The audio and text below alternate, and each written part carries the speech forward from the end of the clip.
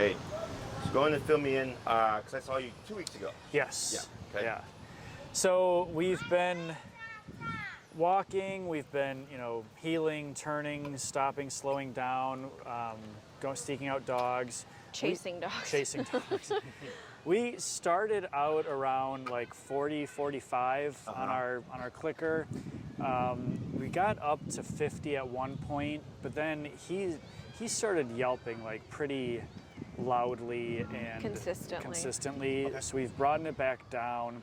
We're actually at 35 right now. Okay.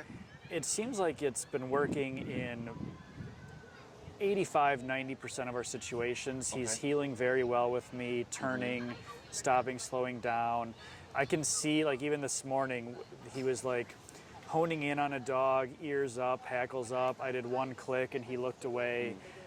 He kind of turned back, I clicked again, he looked away. So it's working on a lot of dog interactions. There are a couple where if the other dog is maybe aggressive or barking at him, or his nemesis are French bulldogs, like that might still set him off. So to us, 35 seems like it's been working pretty well, except we know there are some situations where I think it has to go up. Right. And that's normal. So that all sounds correct. Okay. Okay. So what I liked right now is you said, he started zoning on a dog, I tapped him to 35, and he redirected back to your leg. And then again, tap, boom, and he focused, and off we go, right? Yeah. So then what we look for is frequency. Yep. So it's like, let's say every time on a walk, you always get 10 instances where you have to kind of manage him. And it stays like that. Yep. We want it to be 0.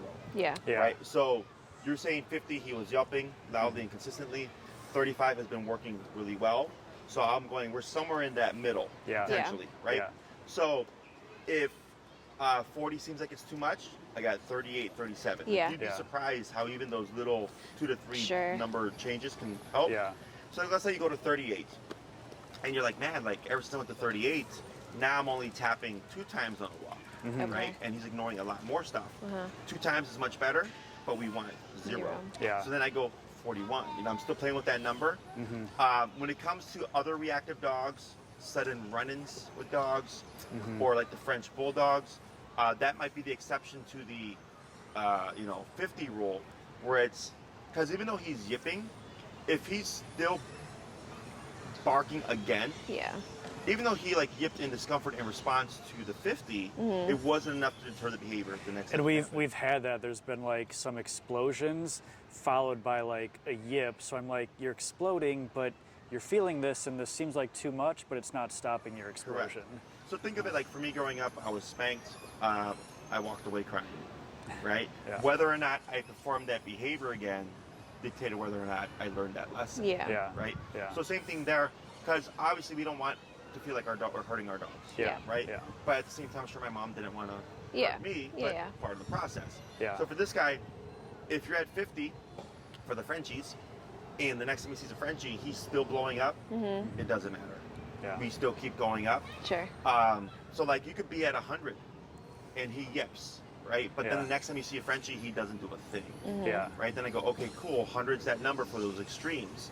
So then when you see the, potentially another reactive dog, or if you see the Frenchie, like you're kind of already preemptively going there, or let's say you get caught off guard by another barking dog, well then I don't even press the button, I just hike it up till I hit the range, and then I just come in at the appropriate range if possible. Does that make sense? Yeah. And we did, talking about like the wanting to do the tapping less and less frequently, I have noticed, even just walking here, there's a bunch of dogs, I'll kind of notice he'll look at one and then he'll like self-correct and even quickly with that look dog away. right there, who I thought, who's running around like crazy and with the ball, I noticed that he was like looking, but then would like stop and then look and stop. And so we've noticed a lot taps, more kind of like quickly look avoidance. like self-correcting Correct. himself. So now, one thing to be mindful of, if you see, he's having a good old time.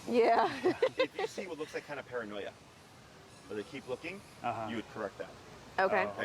So it's one thing to look and like kind of be over here, kind of check in on it, right? But if you see what it looks literally like paranoia, where the dog's just kind of going back and forth, you would correct that because he's like on the threshold. Oh, sure. Okay, that makes sense. And when it comes to things where you're unsure about if you should correct it, my advice is you correct it. Okay. Because that's usually the owner recognizing, like, I don't know how this doesn't look right. but they doubt because they don't want to screw their dog up or they don't want to screw the training up. Yeah. And you're not. Okay. I don't believe in really overcorrecting unless it's like blatantly wrong and being applied wrong. You know, that's one thing. Yeah. But I've trained dogs that were trained by the trainers that it was done completely incorrectly in my book. Yeah. And I come in and we can reteach the dog a totally new means of communication to the Yeah. e-collar. Yep. Because now that's the new consistency that we're practicing. Yeah. Okay. Okay. So far it sounds like we're making progress. Yeah. Yes, yeah. and we did work a lot on because he needed to be down. retaught the going down versus sitting. Mm-hmm. So we did work a lot on that. We have cheese if it becomes a problem today. Okay, sure. Yeah. And how's he been doing with that? Good. Yeah. He did. I think he's only gone down like in the last week once, and that was with the dog he really wanted to play with. Okay, Yeah. sure. Yeah. Sure. But So we- you're like laying down to like Play. Yeah. Yeah. But and we've been telling him to sit, pulling up on the leash a little bit to sit. I've never like tapped him and like that's caused a sit reaction. I see what you're saying. So we've like told him verbally to sit or pulled up and Or just that stopped makes and it- he'll sit or- on his yeah. own. Okay. Yeah. So what we'll do is we're gonna review the heel like we did last time, so I can see what's going on, how Sure. it's working, Mm-hmm. and then I'll have you show me how you're doing the sitting stuff, Okay. and then we'll try to layer in the pressure behind it, so that we can condition him that he should put the butt down in Yeah. response instead of the lay down. Yeah. Yeah. Okay. Okay. And then one more quick question. So we watched the video where you said to switch sides that we're correcting him. So we had not been doing that, and we'd been using the e-collar previously. So we've noticed that when we flip it to the other side, like even 20, he's yipping. Yeah. Interesting. Is that I've had that happen like maybe a couple of times. okay? Okay. In like 10 years of training dogs. Yeah. If that's the case, like you would have to just adjust your range. Okay. Yeah. Okay. Yeah. And that's what we did, but we but- just it seemed weird. Yeah. You could technically use the same side. It really just depends on the dog. I've had clients that use the same side and the dog is pressure sores. And I've had other clients do it and they don't get pressure sores. Okay. Yeah. You know? So if it's like, yeah, we've been doing this even with the previous e-collar and it's like never been a problem, I think you're fine. Okay. Just be mindful to just check always. It'll look like balding or redness and you'll see what looks like little scabs. Oh. Okay. It's not from the stem, it's just from two things poking into the neck for a period of time. Yeah. Gotcha. And then, you know, if you were to remove it, or move it to a different side, or place it on a different placement of the or area of the neck, it heals up over time. So Okay. Yeah. the fur grows back and all that stuff. Yeah. Okay. Yeah, it's Okay. not a permanent thing. Okay. Okay. All right. Okay. All right. Sounds good. Anything else? Not as No. of now. And I think just funny, last time you talked about like his thing with the skateboarders and you made some joke about seeing a dog on a skateboard running down, and Did that that would, happen? we saw a man on a skateboard with a pit bull running, which is Okay. like Like his similar such like his thing, worst but he nemesis. didn't. I don't think he really did anything. He was which, good, Yeah. yeah. Or we corrected him at 35, and we thought that that would be a bigger situation than it Sure. was. Yeah. What was the distance? I think we it was were- us on the sidewalk, and they were on the street. They were on like So the maybe like the bike lane of the street, and we were on the sidewalk. 5 or 8 feet, maybe. Okay, sure. That's Yeah. that's pretty close. Yeah. Closer than we That's- wanted. Yeah. That's what I've like. If we're walking on a sidewalk, I like pull off just a little bit to sit, or I like on a narrow Lincoln Park sidewalk. I rarely am like dog person just because they're so narrow. So I pull off a little bit. Sure. Just on the grass or something. Sure. Yeah, that's fine. So- When it comes to all that stuff, everybody's different. Yeah. The whole thing is I give you a bunch of answers, and then you pick and choose what works well for you. Yeah. With like the stepping aside, I get clients whose dogs are great with the reactivity, but the client, one, doesn't want to risk it, Yeah. or two, they feel when they step aside, that's when they're at their most confident. Yeah. Yeah. Because they have all these things set up to their advantage, and Yeah. that's perfectly fine. There's Yeah. no law or rule that says you have to walk past dogs. Sure. Yeah. You know? Yeah. I'd be nice because at some point it would happen, It's gonna right? happen. Yeah. Yeah. But you can also switch sides, by the way, Yeah. Yeah. about moving them to your right side. Yeah. Because you're making the decision. What I don't want is that you tap him and he flips sides. That has to be consistent. Yep. Because you heal him on the left, right? Yep. Yeah. Right. So yeah, so if you're walking, it's like I have nowhere to step aside, and it's person, dog, person. You can bring him to your right side and shorten the leash and just keep it going. Yeah. Yeah. And then once you passed it, you bring him back to your left. Yeah. Because you made that decision, Yeah. not him. Yeah. Yep. Okay. So, okay. Yeah, sounds Yeah. good. Anything else? Nope. Excellent. So we're going to step off to the sidewalk here. Okay. And I'll have you show me just what you've been practicing, okay? Okay. Let's go. See, let's go.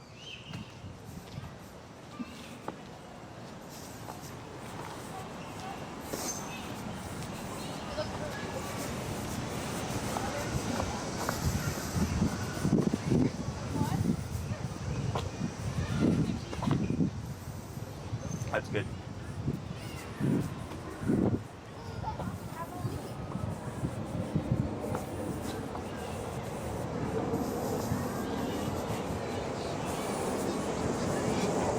I have not been tapping either. Yeah, it's all looks really good.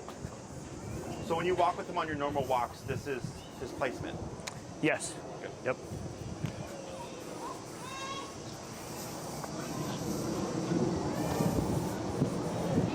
Very good. Go ahead and get ready for a stop. Excellent. And then here I'm going to have you just get him to sit however you can. You got bites coming. Sit. Very good.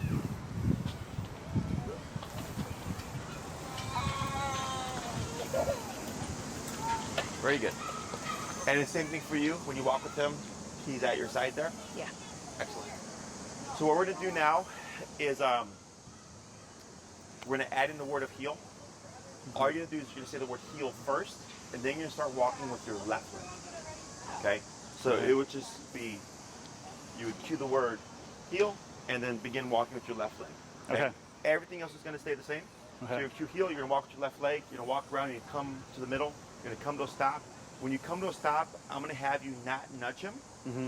I want to see what he does with no communication of the leash. Okay. If he stays standing, Mm-hmm. I'm going to have you tap on the collar Okay. to see if the tap will transition into the sitting position, since you've conditioned that for the past couple of weeks. Okay. Okay? Go ahead.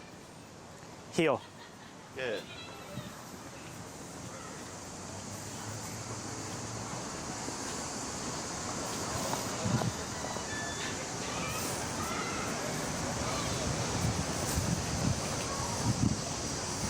Good.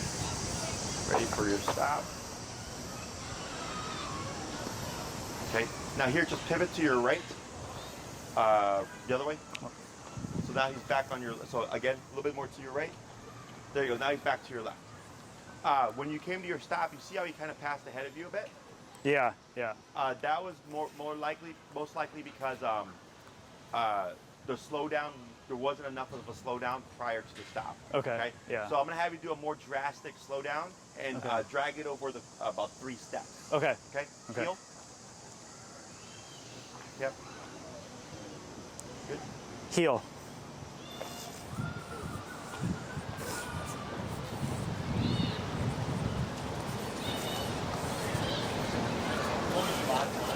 Good. You're good. Yep, thank you.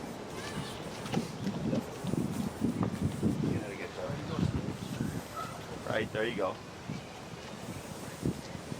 So right here, that was a little bit of a forge. You get ready for a turning tap. Yeah. So when you were slowing down, you did your part. But I don't know if you noticed, he started getting ahead a bit. Yeah. And there's a bit of tension on that leash there. Yeah. So that would be the abrupt turn and the tap to lock him back to your side. Okay. Like we did last week. Okay? Turn like this. Opposite to him. Right? Yeah. So if he's here and you slow down and you see him forging, he should be slowing down with you, which he did, but he was still a little bit ahead. It's the abrupt right turn and tap going the opposite way to bring him to your left. Okay. Okay? Okay. Go ahead and reposition. Tap. Again, to the sitting tap. Tap. There. Good. Heel. Heel.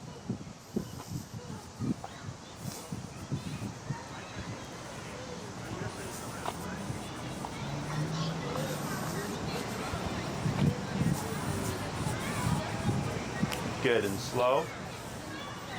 Right, then slower. Now stop. Good. So here, see how he, right? So you see how he keeps going? Yeah. So there you would do that turn, tap. Because he's supposed to be stopping right at that left side. Yeah. And he's overshooting, and I'm wondering if he's trying to do this to like I think he's trying to look you. at me. Was he doing this last time? No, he stops.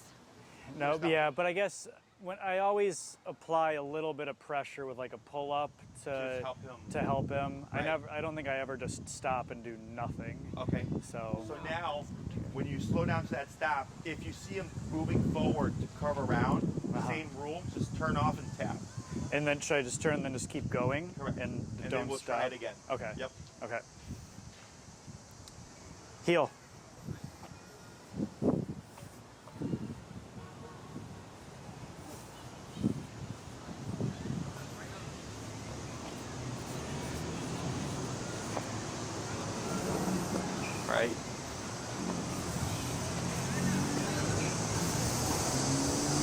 Good. Stop.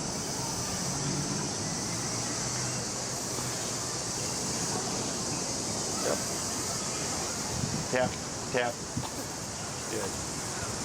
Now here's slow turn, slow walk, slower, and stop. There you go. Okay. So either trying to keep eyes on mom or she's like 90% focused. Yeah. So when you stop, you should be side by side. Yeah. Right? Yeah. So then usually for the human, because they're thinking like, well, the dog's just like, they're still here. They're clearly still paying attention because he just like walked over to the side. I'm like, true. Yeah. But it should be that. Yeah. So whenever you stop, if you see him, so because we want him to be as close to 100% focused on you as possible. Mm-hmm. So when you stop, just that little curve around told me like he's not. Yeah. And then you did one quick turn in the tap, and then you did it again, and all of a sudden he stopped with you. Yeah. Right. Yeah. So that was closing that last little bit there. Yep.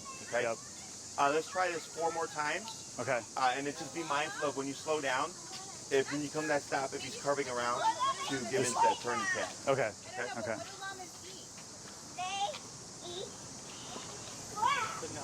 Good. Heel.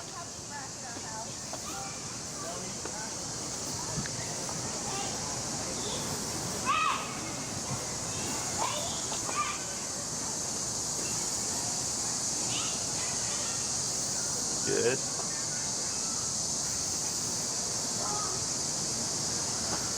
Turn, tap, tap, tap. Good. Now slow turn. Then slow walk. And stop. Good. Bit better, but you can see the difference now, right? Yeah. You're at 35? Yep. Let's go 38.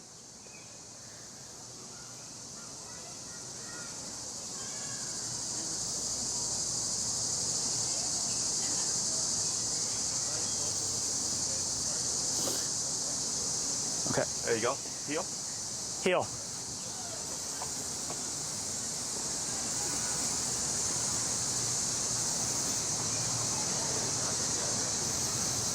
Good. Good. Get ready for that stop. Tap. Ah, I see. Yeah. Heel. We're going to do 2 more. Heel. But that was better than last time Yeah. with the not laying down. And early at the 35, he wasn't yipping, huh? Correct. Yeah.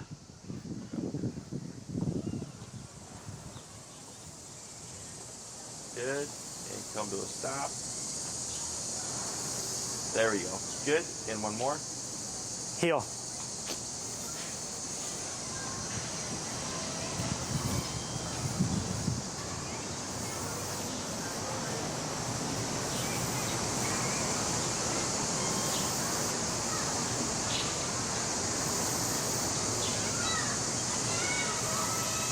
Very good. Let's go to swap handlers. And you're going to do same concept. You're going to cue the word heel and then begin moving with your left leg first. Off. Do you want her to start at 38 or go back to Let's 35? go down like 37.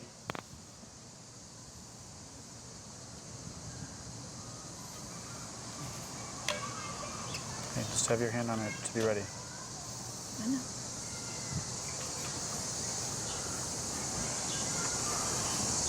Very good. Okay. Heel. Heel. Good. So heel now triggers the exercise. So technically going forward, if you don't say anything, he doesn't need to walk at your side. Okay? Oh, okay. So think of the word heel as like clocking him into work. Interesting. Okay. There you go. Good. Heel. Heel. And there's like more rules to it, which I'll explain to you. You're okay. So if you come outside and you're walking with him and you don't say heel, he's free to pull and sniff and pee and poop. Oh, okay. Okay, he's off the clock, and then heel tells him, now you have to walk at my side. Yep. There you go. Yeah, it's much better. Good boy. That's much better. Heel. So 38 to 37. Yeah. You know, that Yeah. tiny little change. Yeah, I mean, it happens. Yeah. Yeah. Yeah. Okay. He's also, he's only been going to the bathroom when we say, go make, and then he'll like run off into the tree and pee and then come back with us. So he basically goes when we tell him to. Okay. Should we keep doing that too? Yeah, so like go make would be like your potty command, if you will, which releases him from the heel. Okay. But if he's not on the heel, then he can pee whenever he wants? Correct. He doesn't have to walk to your side or anything like that. Gotcha, okay. Very good. He yipped, lightly up. He yipped again. Yep. Let's go. There you go. Wait a second. Good. Heel. Heel. We'll keep an eye on it. Okay.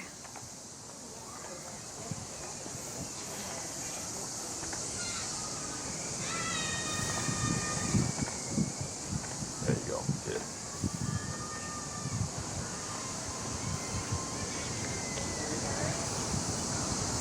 Good. That's fine. Excellent.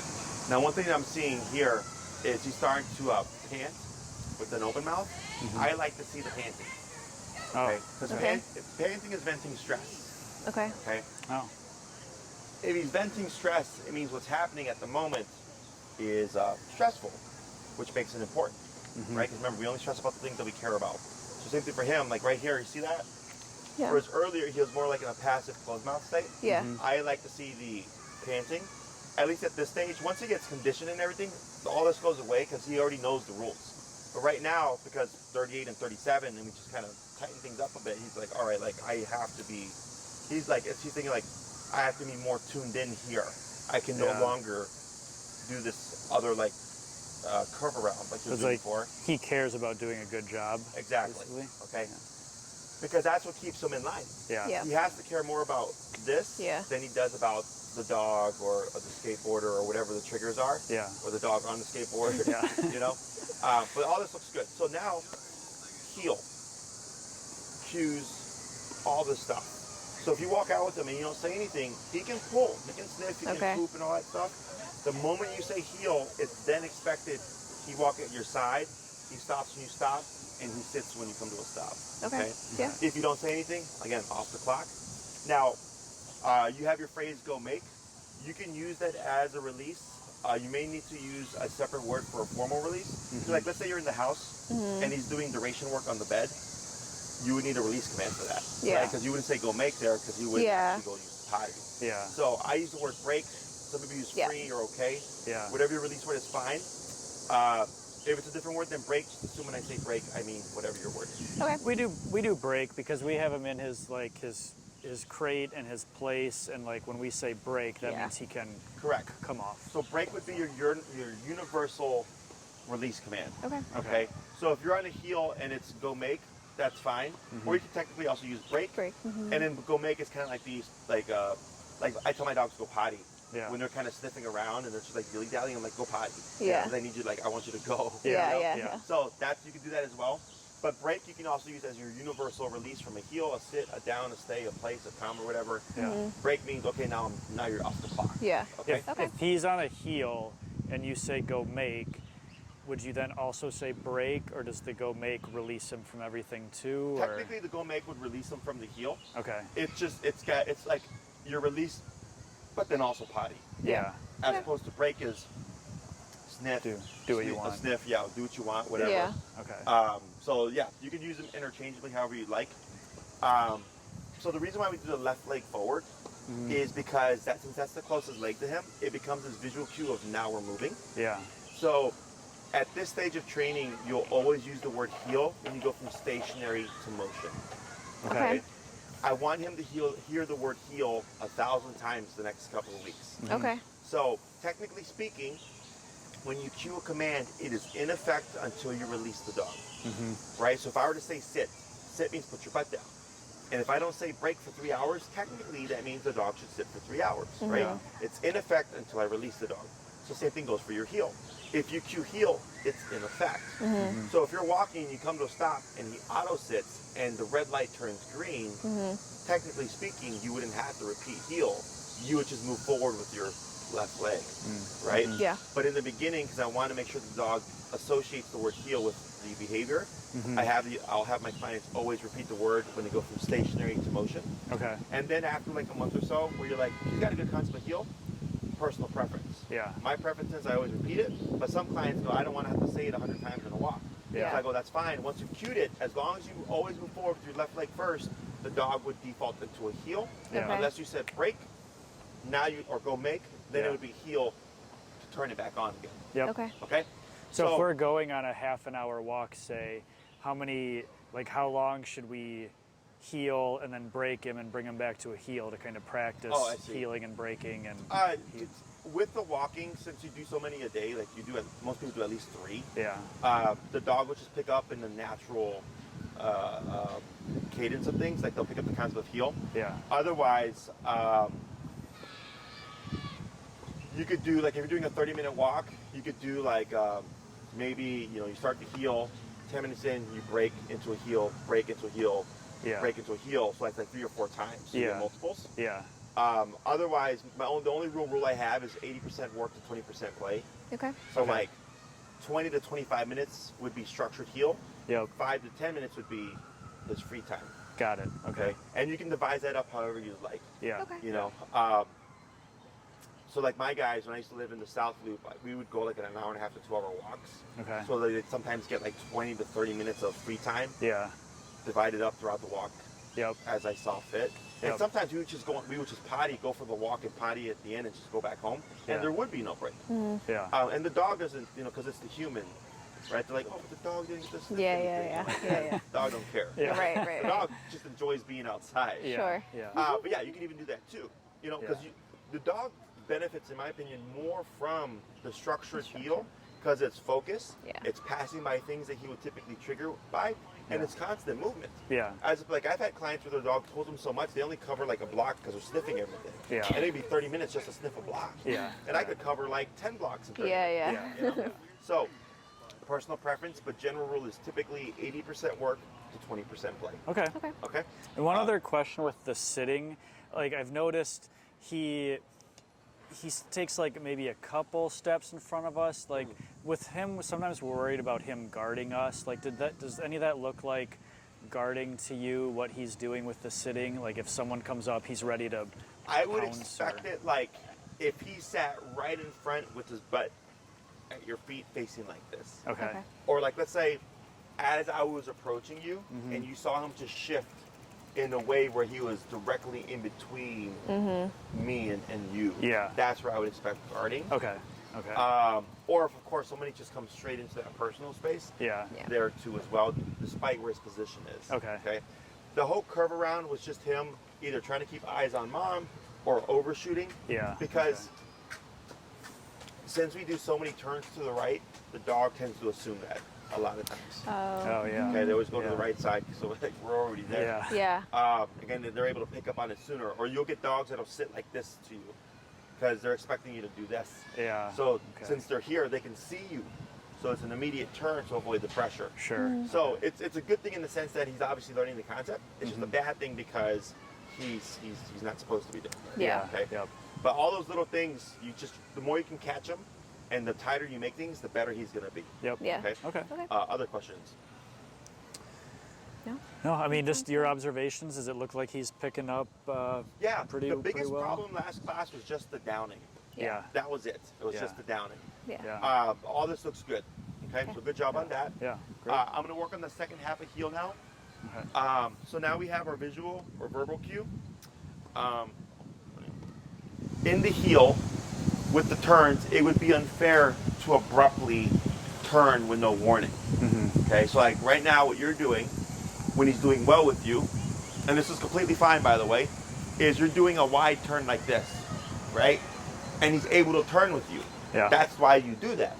Yeah. If he passes you, it's just the abrupt turn and tap to correct him. Yep. Okay? There's no need to be fair there, so to speak.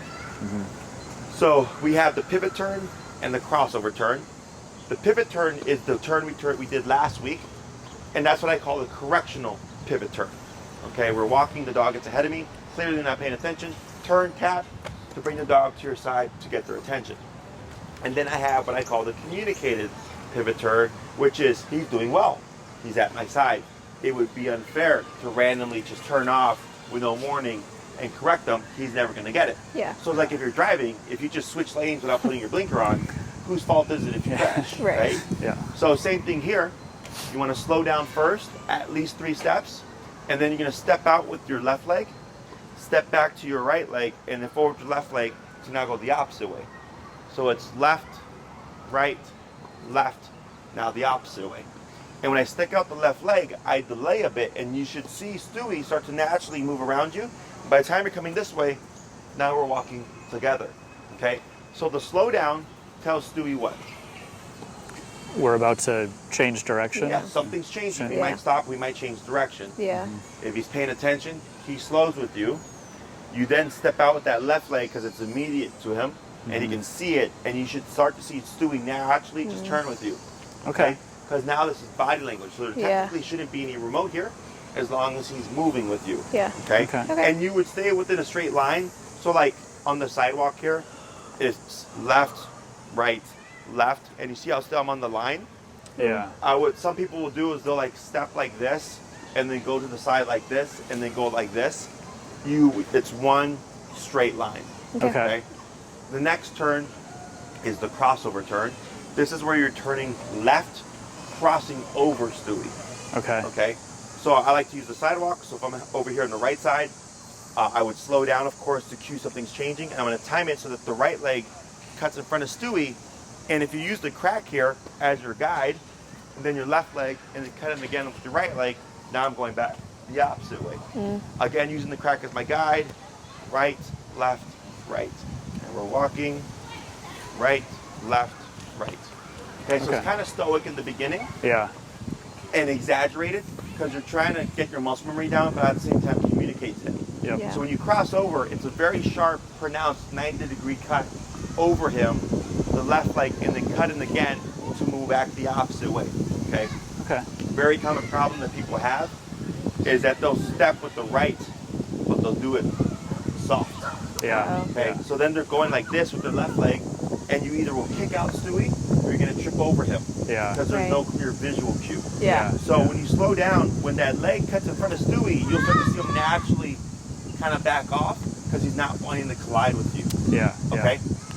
So in these movements, there technically should not be any remote. Okay. It's all through body language. Okay? Okay. Questions? No, that's the only question I had was, I'm going to collide with him. Yeah. So once we start doing it, it'll make more sense. Yeah. Who wants to go first? I can go first. Okay. So go ahead and bring Stewie over to the sidewalk. We're Heel. going to start first with the pivot turns. That's the left, right, left, going to your immediate right. Okay? So left, right. So yeah, so go forward left, back on right, forward left, like that. Okay. Perfect. Okay. Okay? Sorry about that. Okay. Heel.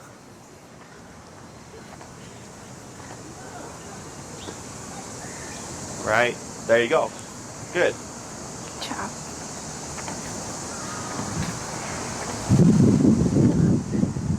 Right, left. You got it. Good. 3 more.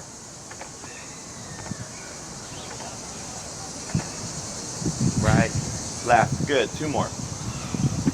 Should I be slowing down, right? Yes, there should always be a slowdown prior to the turn. There you go. Like that. Good. 2 more.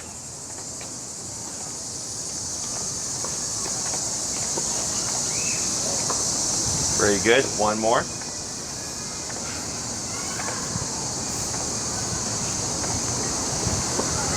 And slow to stop. There you go. Very good. So you can see them. Yeah. It's naturally curving, right? So that's why that slowdown is important. Yeah. It gives him enough time to know that something's changing. Yeah. And then he can read your legs. Okay? Yeah. So now you're going to do the crossover turn, which is the right, left, right, crossing over Stewie. And I suggest hugging towards the right side of the sidewalk when you do this to give yourself enough space to turn left. Okay. Okay? Heel. Okay. Wait. Oh, okay. Heel. Yep.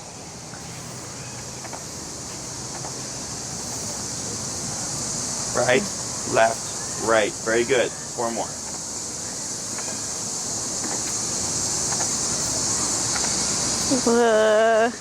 Right, left, right. You got it. Very good. 3 more.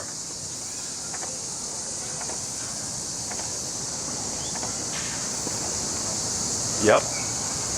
Right. Good job. 2 more.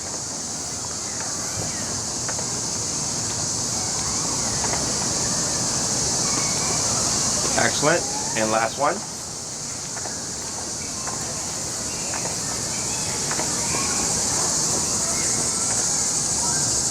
Very good. And then slow to stop. Very good. Pretty cool, huh? That's good. Yeah. So what we're going to do now is I'm going to have you go between these two turns randomly. As long as your body language is correct, there technically shouldn't be any need for remotes. Okay? Now, if you slow down and Stewie keeps going, what does that tell us? Not paying attention. And you would do what? Correct him. By this. Tapping. And turning. Okay. Yeah. Yes. So like let's say you slow down to do a pivot turn and he keeps going. Yeah. Don't worry about left, right, left. You just pivot, turn, tap. Yeah. Okay. Same thing for the crossover. Because people tend to get caught up in the intention of doing the crossover. Yeah. That they'll try to force it to happen. Yeah. And it's all clunky. Yep. Because you should be correcting it. Okay. Okay? Heel? Yeah. Heel.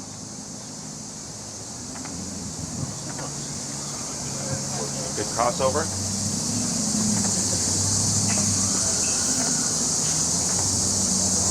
Good pivot.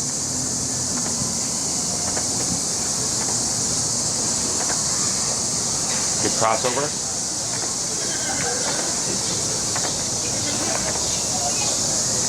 Good crossover. Good pivot. A few more. Good pivot.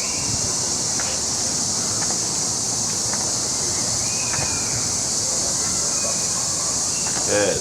Couple more.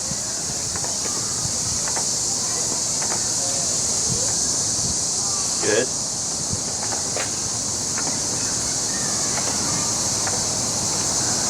Good. And last one.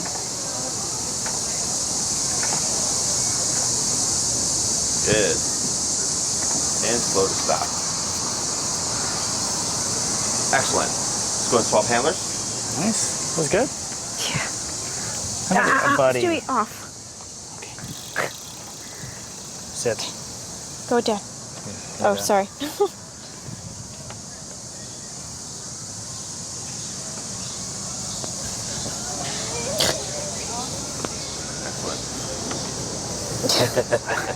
So I'm going to start with just doing the pivot one. You do the pivot ones, then we'll go to the crossovers, and then we'll blend them together. Okay. Ready? Heel.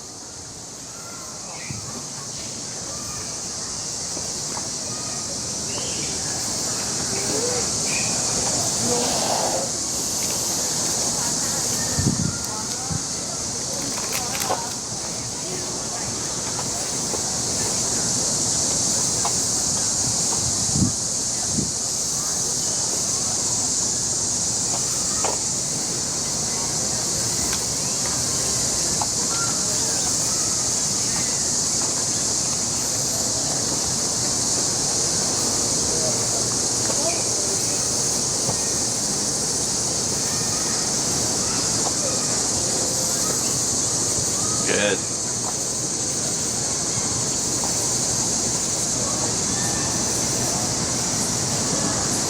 Good. Couple more.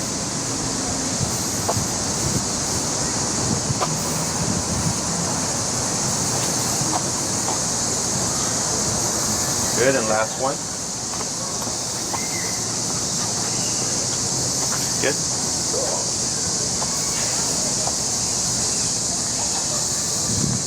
Excellent. Slow to stop. Good. Excellent. Now you do the crossover turn. Okay. It's going to be to the left, right, left, right. Yes. Make it like that half square shape. Okay.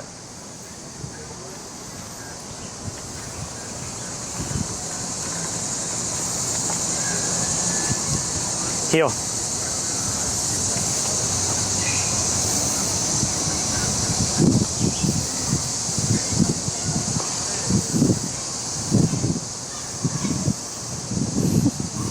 Good.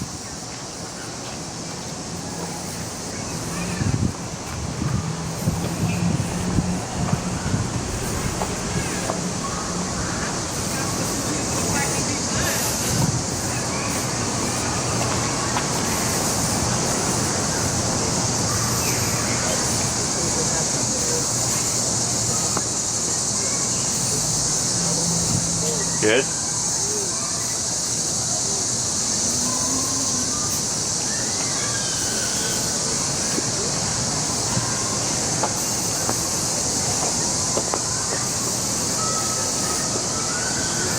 Good. Couple more.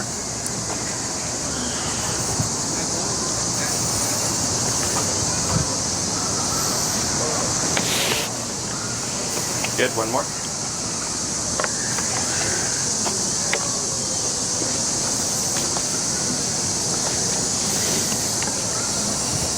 Excellent. And slow to stop.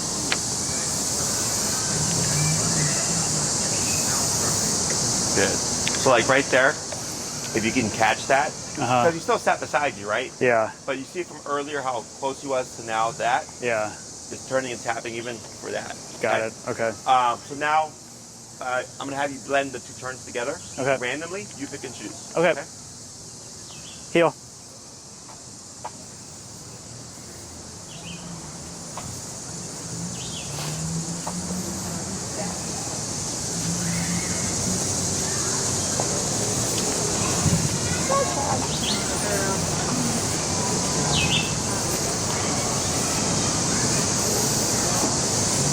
Good.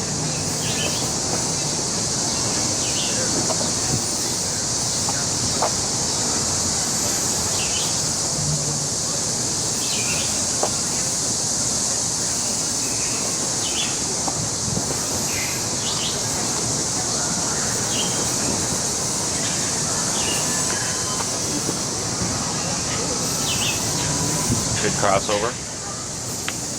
You're fine.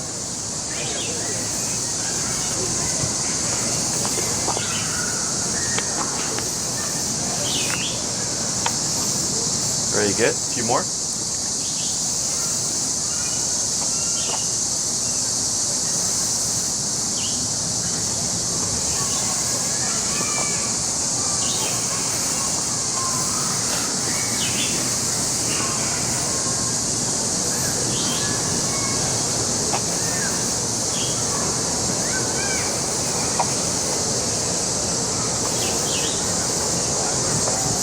Good. And last one.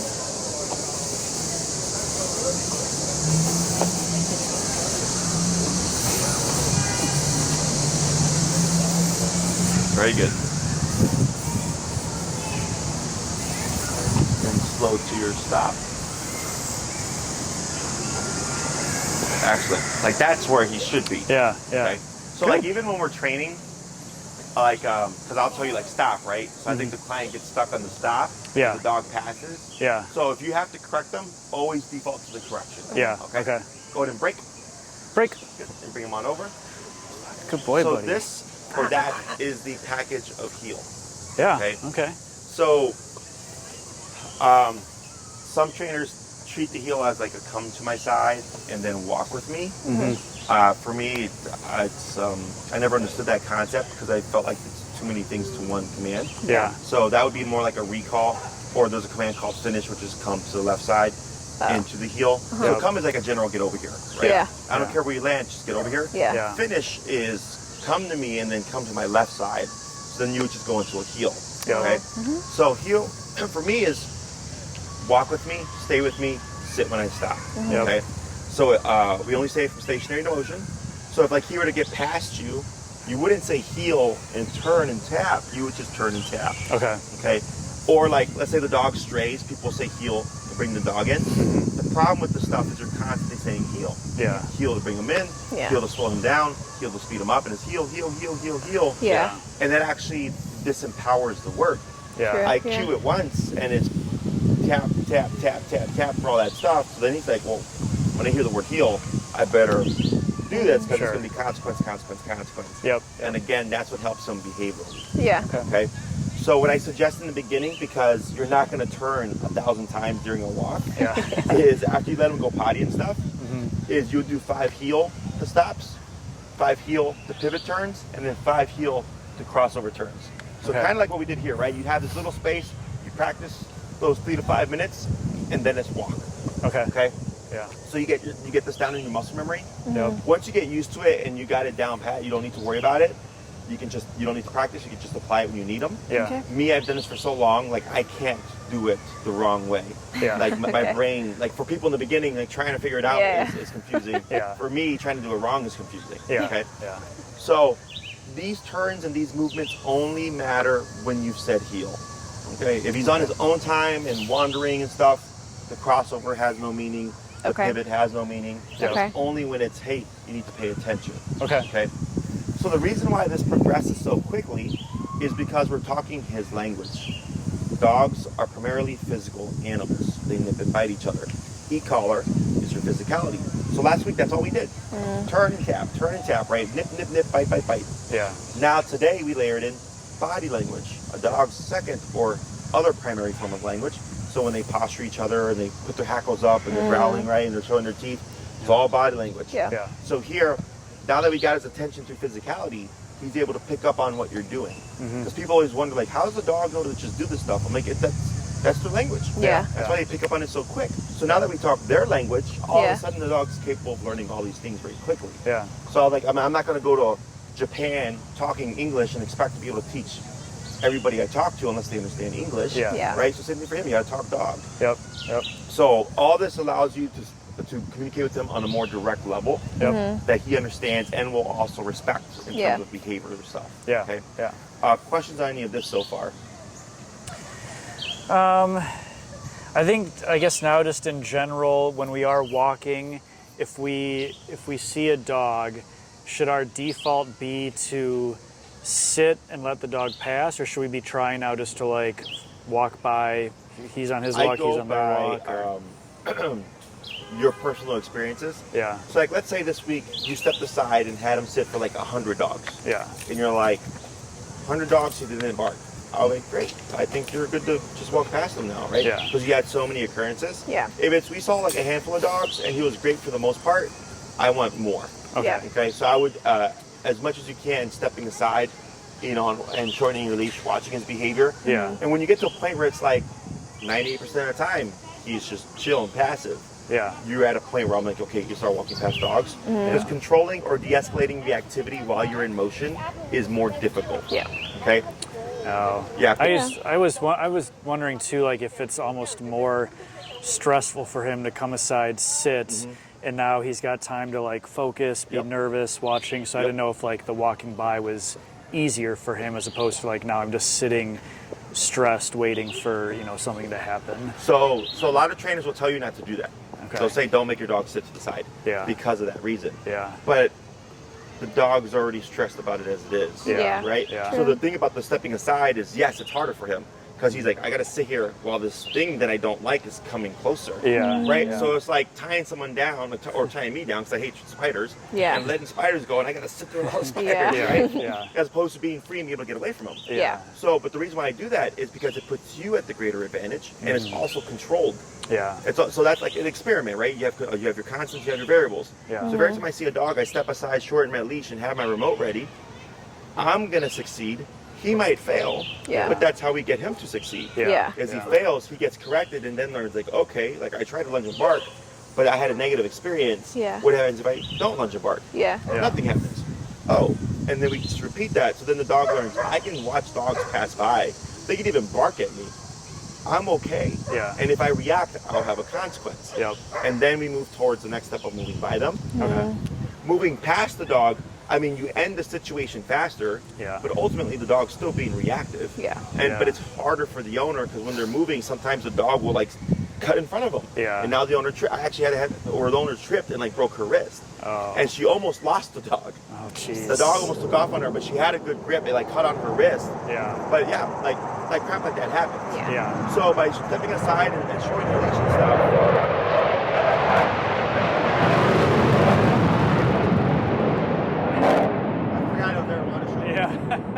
Puts you at the greatest advantage. Sure. Okay. Yep.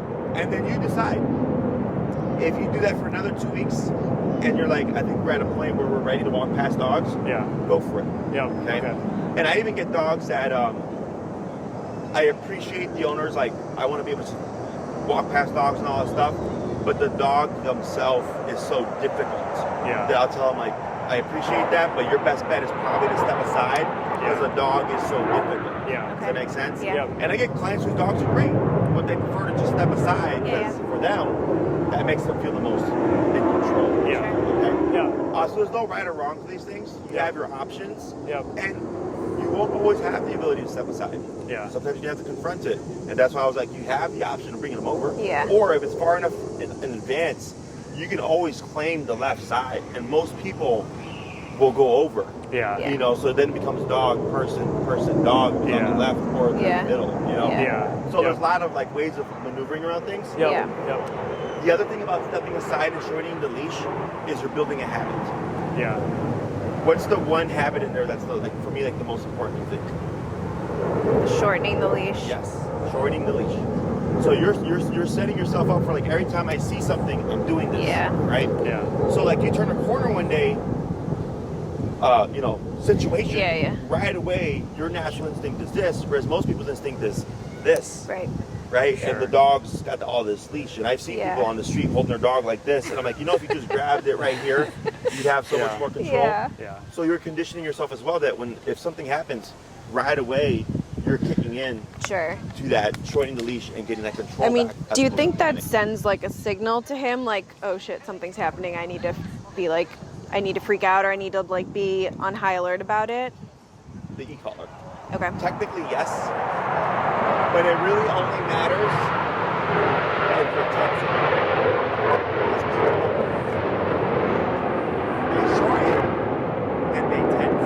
Yeah. That's the biggest problem, is that they tense. Yeah. If you shorten, yeah, you'll see it, but if there's no feedback, Oh, I see. you're fine. But then also because of the remote, Yeah. if he did something, you can just knock it off. Sure. Yeah. Okay. You know? So, Yeah. so that's all those things. Like you're technically correct, but now that we have things to counter it, or if we're doing it correctly, Yeah. we shouldn't have an issue. Okay. Yeah. Okay. Okay. Okay. Other questions? I don't have any. Yeah, I don't think so. So I mean, it seems like right now his casual working number is the upper 30s, but then so it's just up to us if we see what we think is a bigger trigger out there, bump it up to get Correct. ready. And like, let's say you're doing 35 for like minor reactivity, Yeah. but you're always having to manage it. Yeah. Technically, the number is still higher. Yeah. Because it shouldn't. We're not trying to manage the dog. Yeah. We're wanting him to just stop things, right? Yeah. And there's things that are realistic. 98% of the time, it's realistic to expect that a dog can stop the reactivity. Yeah. Okay? Yeah. Now, getting a dog to like being pet by a person they don't know, that's not something that I can guarantee, right? Yeah. But there's other things where it's simple. Look, just don't lunge and bark. Right. Yeah. Do anything else, but just don't do that. Yeah. As opposed to tolerating physical touch or something, Sure. right? Yeah. Yeah. So that's realistic. Yeah. So that I don't want to have to feel like we're managing. So if you're like, yeah, you know, Jesse's right. Like most of the time, yeah, he stops the reactivity, but at 35, but it's like a constant like managing. Yeah. We want to play with that number again. Now it may not be, 60, Yeah. but it might be higher than the 35. Yep. You know? Yeah. Yeah. No, that So makes it's always sense. about stopping and then deterring the behavior. Yep. So like let's say the next time you see like a Frenchie and you think to yourself, the last time I went to 50, he yipped, but he kept barking. Yeah. I would just start at 55 then. Okay. Okay? He yips, but he keeps barking, and you're tapping, and he's yipping, and then he's still trying to bark through it. Yeah. The next time I see Frenchie, I'm at 60. Yeah. Let's just keep building, right? So he's going to yip regardless. Yeah. So the way it works is you keep going up, you get more yipping. Yeah. At some point, you find the breaking point. He yips in response, but then you get less yipping because now you're stopping and deterring. Yeah. So Yeah. now you're remoting less. Yeah. Does that make sense? Yep. Because I had a client who they had a white German Shepherd, which they're like neurotic dogs. Yeah. They're genetics. They're so inbred. Oh, I've don't never like heard that. of a white German Shepherd. Oh yeah. White German Shepherds are known for being like neurotic because of the inbreeding to get that white coat. So she had a German Shepherd.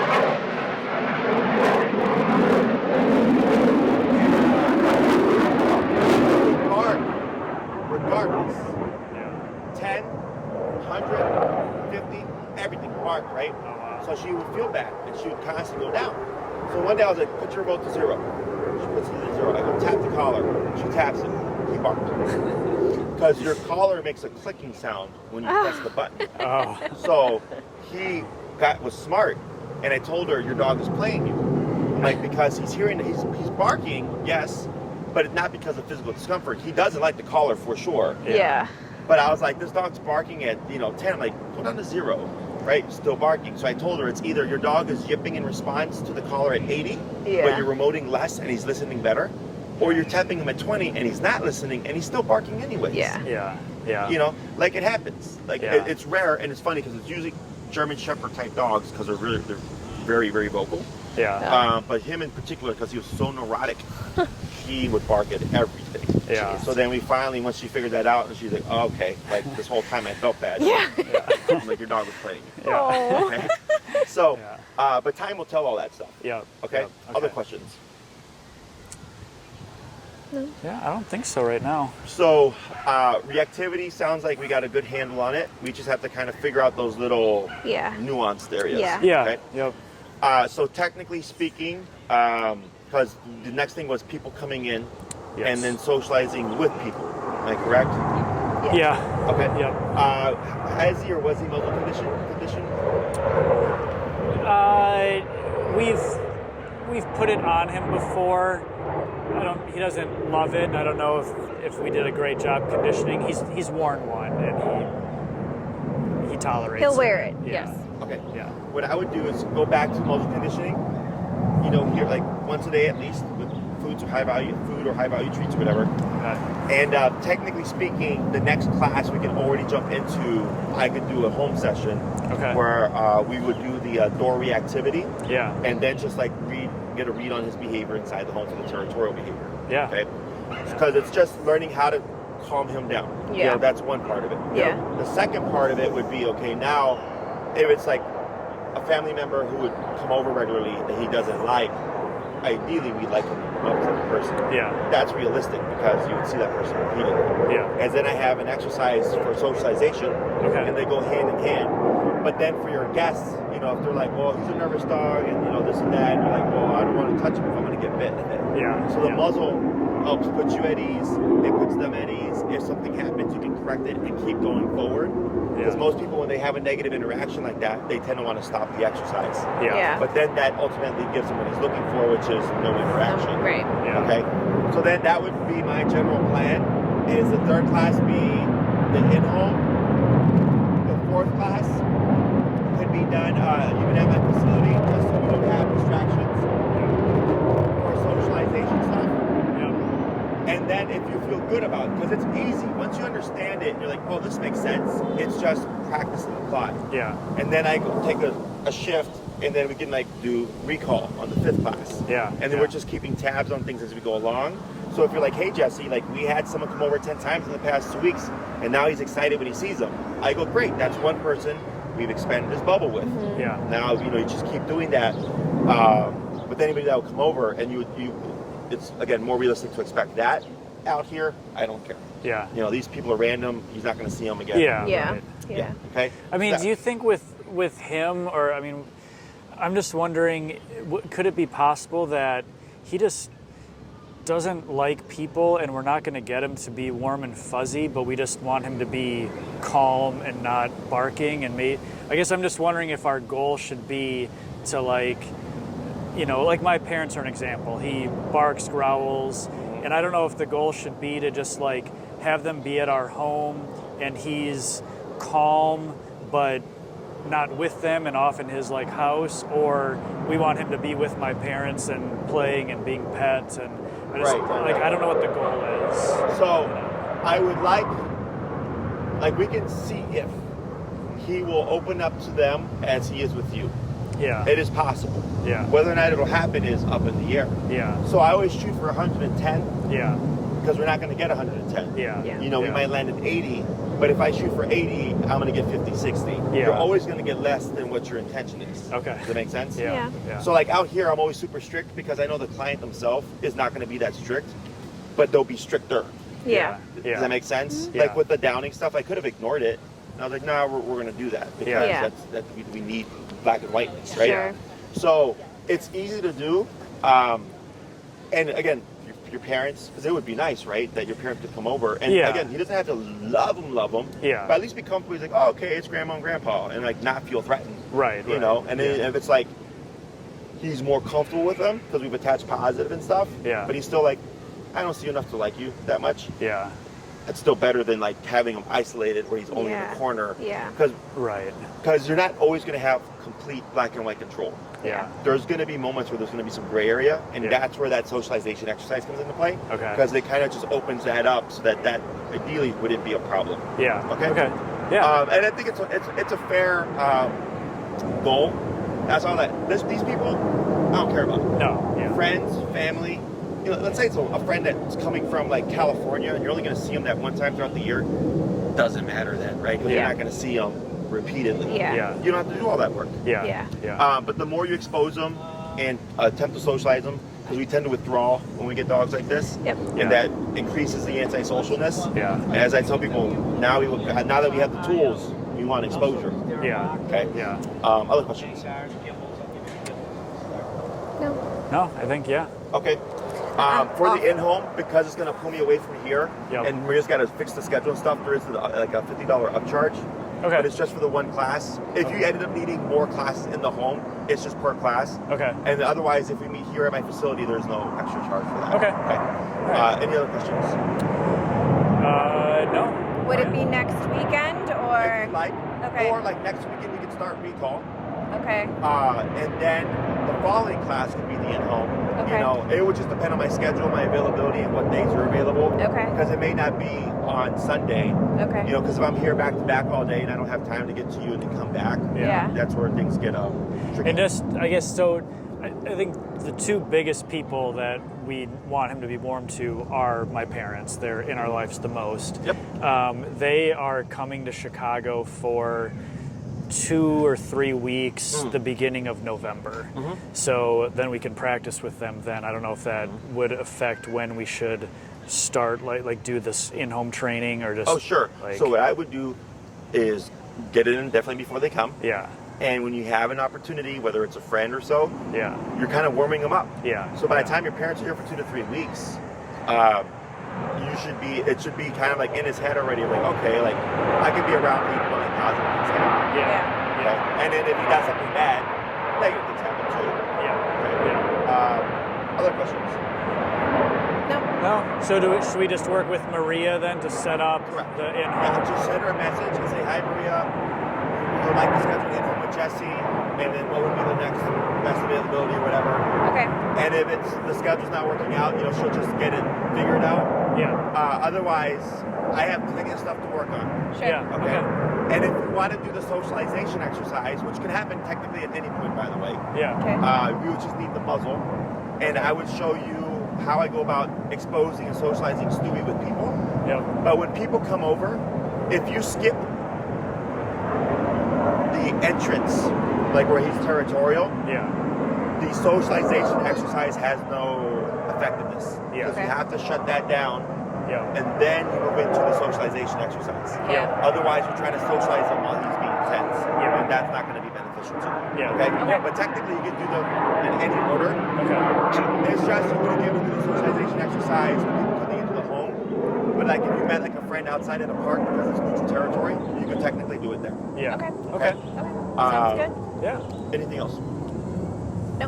I don't think so. Yeah. Cool. Good job. Yeah. No. Thanks a lot. This is great. Thanks, Jesse. Yeah. Thanks a lot. Just Take care. changing the way